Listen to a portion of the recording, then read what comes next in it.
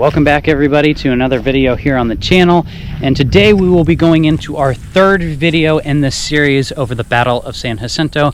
And what I'll be discussing today is that of Mexican accounts of the battle itself. Now, all too often when we think of the Battle of San Jacinto, we often think about the Texas perspective and the victory that they won here.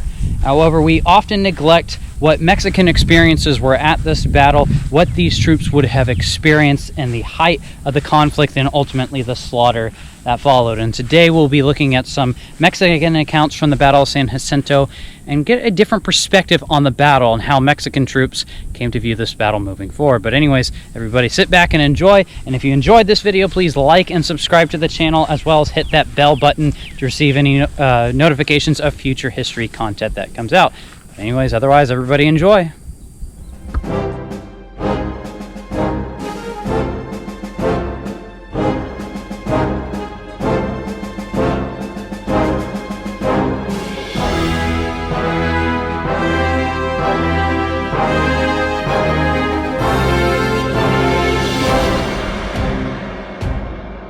Currently, where I am located at is the approximate location of Santa Anna's encampment, as well as the encampment of the Mexican Army. Now, the Mexican Army arrived here at San Jacinto, or on the banks of the San Jacinto River, after a forced march from San Antonio following the fall of the Alamo. There was at first roughly about 700 Mexican troops who were encamped here, and by the morning of April 21st, there would be upwards of perhaps as many as 1,300. But anyways, these Mexican troops, where did they come from? They came from regions like Matamoros as well as Aldamaya, all along the U.S.-Mexican border today. And there were also Mexican troops within Santa Anna's army who came from the Mexican West Coast. Most of them were professionally trained soldiers, and if they were to stand toe-to-toe against the Texas Army in open combat, as was usual with Napoleonic-style fighting, they probably would have gotten the best of the Texas Army. They were also accompanied by a cavalry detachment, and the cavalry regiment and the cavalry units that were here at San Jacinto and the Mexican Army were very much feared by the Texas troops. However, they would prove to be very ineffective during the course of the battle, mainly because of what the Mexican Army was doing on the morning, or I shouldn't say the morning, on the afternoon of April 21st. Now, the Mexican Army, it arrives here at San Jacinto on April 19th, if I remember correctly, and will be in this encampment for the next several days. Now, by April 20th, they knew that the Texas Army was somewhere out in the distance. However, their army was blocked by both a slight rise in the ground that was off in that distance, as well as a clump of trees where the Texas camp was located at. But anyways, after the initial skirmishing that took place on April 20th, the Mexican Army expected that the morning of April 21st would follow with a Texas attack. And many of the Mexican troops were armed and prepared that morning to take on this Texas assault. However, the Texas Army very similarly had a similar belief that the Mexican Army would attack on the morning of April 21st. But anyways, as we get to about noon on April 21st, the Mexican Army, as well as the lieutenants under Santa Anna, they begin to realize that no Texas attack was going to ensue. And after a council of war, Santa Anna would then tell his troops that they could begin to lay down their arms, stack their arms, collect supplies, rest if need be.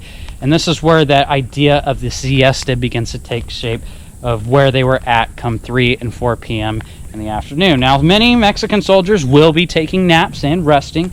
However, there will be many that will be out on sentry duty. There will also be many who will be collecting supplies from the nearby countryside, including the cavalry, who would be out looking for water for their units.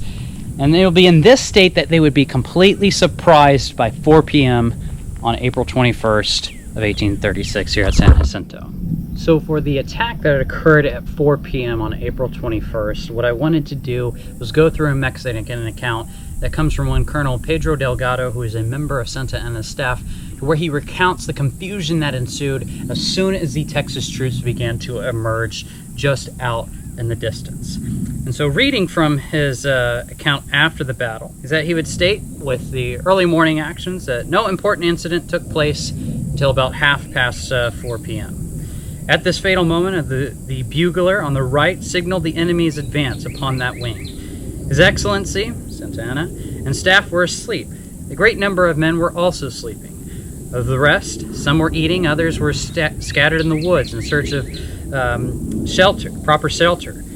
Our line was composed of musket stacks. Our cavalry were riding bareback to and from the water. I stepped upon some ammunition boxes, the better to observe the movement of the enemy.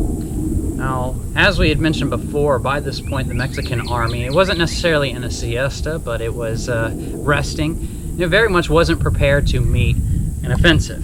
And as was demonstrated by this account, they were completely surprised by the Texas attack very late in the day. And even with the Texas attack that takes place during the latter portions of the day, Colonel Delgado would even write on that he wasn't very much impressed with the Texas Army as it was beginning to advance, commenting that they were in a single line. He saw the two cannon, which were formidable, but ultimately he believed that the Mexican Army at first could have repelled such an attack. However, that unfortunately would not be the case for the Mexican Army. He would write immediately that their cavalry was on our front, overlapping our left. In this disposition, yelling furiously, with a brisk fire of grape muskets and rifles, they advanced resolutely upon our camp. There the utmost confusion prevailed. General Castrillian shouted on one side. On another, Colonel Almonte was giving orders. Some cried out to commence firing, others to lie down to avoid the grape shot. Among the latter was His Excellency.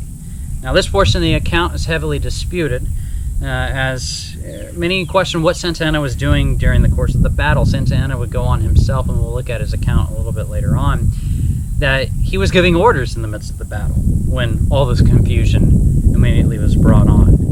But nonetheless, what would ultimately happen is Santa Anna would ride off into the distance, something that Colonel Delgado would ultimately ride upon with him. He would then go on to state, as the situation began to deteriorate in the Mexican camp, "Then already I saw our men flying in small groups, terrified, and sheltered themselves behind large trees. I endeavored to force some of them to fight, but all efforts were in vain. The evil was beyond remedy. They were a bewildered, panic-stricken herd. The enemy kept up a brisk crossfire of grape on the woods. Presently we heard in close proximity the unpleasant noise of their clamors. Meeting no resistance, they dashed lightning-like upon our deserted camp. Then I saw His Excellency running about in the utmost excitement, wringing his hands and unable to give an order." Now, this is the account of when the Texas Army began to emerge within the Mexican camp. By this point, it was really the ferocity of the Texas attack, the fact that they did not stop to reload their muskets after their initial volley, that ultimately proved fatal for the Mexican Army. Had the Texas Army had stopped in traditional Napoleonic style out in the midst of that field, reloaded and fired another shot, more than likely they probably would have been defeated by the Mexican arms. However, the bloodthirsty Texans, wanting to get at the Mexican Army as quickly as possible, as soon as they got into the camp, it ensured that they would not lose the momentum of the battle. And what would ensue afterwards would be a slaughter, something that Colonel Delgado would also ride upon. Fortunately, we met in our way an obstacle hard to overcome as the Mexican forces were beginning to retreat. It was a bayou, not very wide, but rather deep. The men on reaching it would hopelessly crowd together and were shot down by the enemy, who was close enough to not miss his aim. This demonstrates that the Texas troops by this point were in the midst of the Mexican ranks, and utter confusion was swirling over the battle. While we still entertained a hope of rallying some of them, the men, but it was impossible. The enemy cavalry surrounded the grove while his infantry penetrated, pursuing us with fierce and bloodthirsty feelings. What would ensue was a slaughter, to which Colonel Delgado would ultimately condemn. And he would argue that it was many drunken men who continued the fighting within his account. However, after several hours of this, the fighting would eventually end in the massacre itself. Of the slaughter that began to ensue that night, Colonel Delgado would comment on the Texas troops' behavior. He would say that these savages struck with their bayonets our wounded soldiers lying on the way, others following them, consummated the sacrifice by a musket or a pistol shot. I cannot forbear the mention of any incident that affected me deeply, and I believe had the same effect on my companions. We were about 150 officers and men picked up by Allen's party, who was marching us to their camp under a close guard. I have no doubts that the Americans, amidst the hurrahs and exultation of their triumph, were lavish of insults. However, not understanding their language, we did not feel them. But one of our countrymen, who had joined the enemy's cause, assailed us in our own language with such a volley of threats, insults, and abuse that the tongue of that vile and recreant Mexican seemed to have been wrought in the very caves of hell and set in motion by Lucifer himself. And that phrase definitely demonstrates Mexican attitudes towards the Texas troops at the end of the Battle of San Jacinto after seeing the massacre that had occurred. I think we should go on to comment that Texas troops would also recount this, as you will see in the other video in the series regarding the Texas troops and their experience of the battle.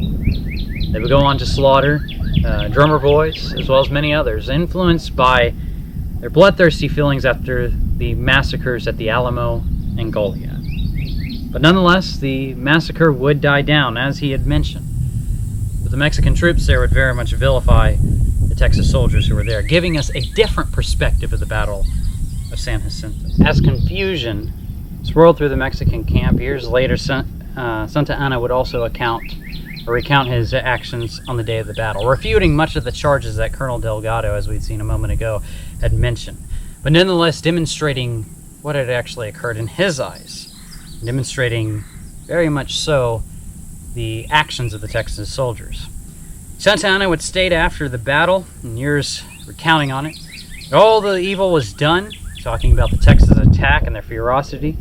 I thought for a moment that it might be repaired in the midst of the confusion, the last few words my own. I ordered the permanent battalion of Aldamala and to reinforce that of Matamoros, which was sustaining the line of battle, and hurriedly organized an attack column under the orders of Colonel Manuel Cespedes, composed of the permanent battalion of Guerrero and detachments from several other localities, which simultaneously with the column of Colonel Lumulo marched to check the principal advance of the enemy. Now, Santa Anna presents a very different account to that of Colonel Delgado of the battle. He recounts that while there was confusion that would eventually overwhelm the Mexican forces, at first he tried to organize a defense, and he does organize somewhat. Recent archaeological finds here at San Jacinto have demonstrated that the Mexican army had resisted, at least initially, against the Texas attack. However, Mexican resistance in this organized defense was few and far between. Chaos would ensue, and a rout would ensue, as was recounted with Colonel Delgado's account. The Mexican army, come nightfall of April 21st, after enduring a grand massacre, 600 of them surrendered, was virtually destroyed. It was a great humiliation. And when Santa Anna was brought before Sam Houston the following day, disguised as a Mexican private, he would ultimately be forced to surrender and give over rights to Texas, to Sam Houston and the Texas government. And thus would be the end of the Texas Revolution. However, for the Mexican people, it wasn't the end. While Texas had gained its independence that day, both those who had fought here at San Jacinto and those back at home still believed that this was not the ending to an epic, but rather merely perhaps the end of the beginning phases of this epic. They would not recognize the independence of Texas for years, and when the United States comes to annex Texas in 1845, the Mexican people see this as an act of war, and the continuing act that had begun here would end with the Mexican-American War. But anyways, that's a subject for another video. We'll go ahead and we'll end on that. But anyways, as we end this video, if you've liked and enjoyed it, please like and subscribe to the channel, and also please hit that notification button if you would like to get some notifications for future history content in the future. But otherwise, everybody go out, be safe, and I'll see you all next time.